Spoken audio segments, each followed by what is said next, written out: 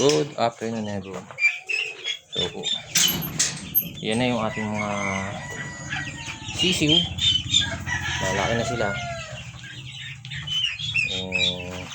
Unang napansin yung pinakamalaki na yun sa dulo. Ano yan, cross ng Rhode Island Red at ng Decal Brown. The rest, tulad nito, cross ng Rhode Island White at ng White Leghorn. So, picture RTL natin yung mga yan. Tapos kasama yung mga pabo na ongoing 1 month next week. Malamang itong mga cross ng Rhode Island White natin at Leghorn, meron dyan 11 na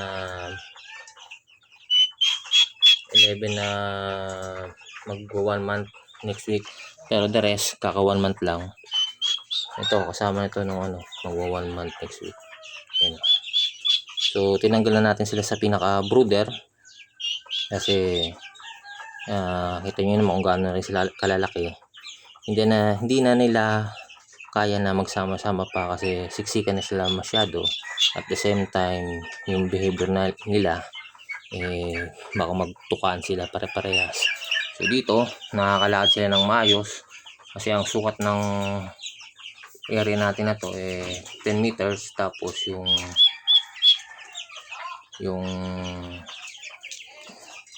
haba 10 meters, tapos hindi 7.7 meters lang pala, tapos kasi hindi sumagad dun sa dulo 7 meters, tapos yung lapad 2.5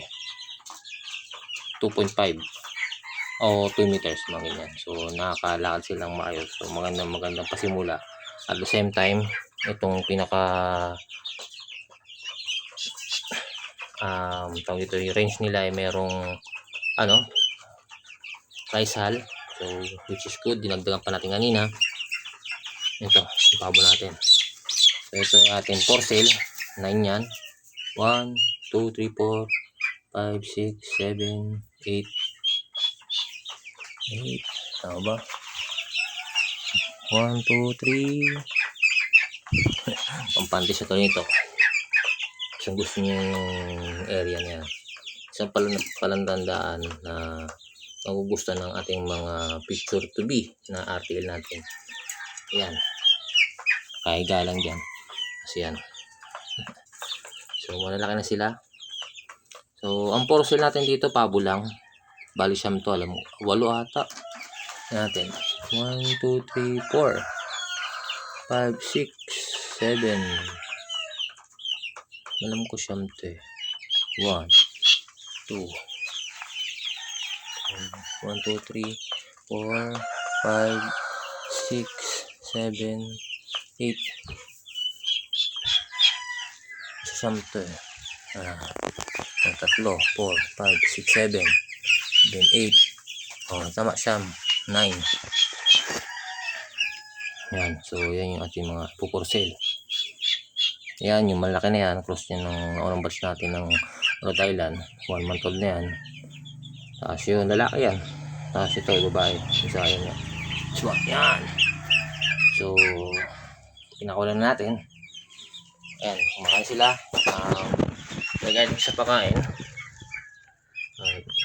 ito yung ating gamit na mix ng ating pakain na Integra 2000. Kasi na rin sila naman month old na yung iba, tapos yung iba naman 3 weeks old na, which pwede na rin yung medyo naputol. So which is pwede na rin na makakain sila, kaya na nila tulad nito. Month old na yan, kaya na nilang kumain ng Integra 2000 kahit yung mga pabo. Ito yun naman, Integra 2000 na yung ating pinapakain.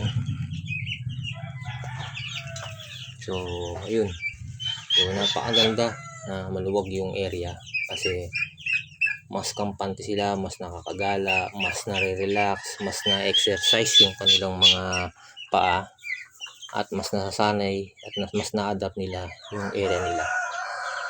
So ito lang kalahati lang naman yung ating nilagyan ng rice hull.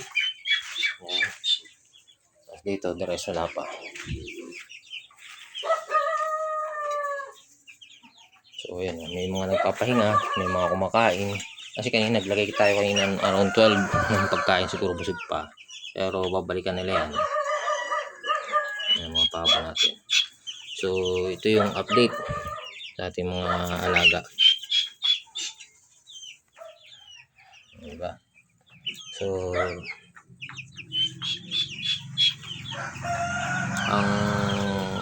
program sa pakain natin Integra 2000, then di pa rin nahihinto yung every Wednesday, then Saturday naka-vitamin pro sila, then by next week papainumin na natin sila ng pampurga, sabay-sabay na natin para kahit paano mamatay na yung mga bad na mga bakterya. Purgayan na natin sila next week para mas lalo silang gumana, mas kumain yung mas madali silang lumaki at mas magaan silang kumain. So ngayon kakatapos lang natin na maglagay ng mga pakain kahit dun sa ating mga breeder at sa ating mga naka-range na Rhode Island na show type. So ayun. So ayun lang po ang update. Don't forget to like, share, and subscribe.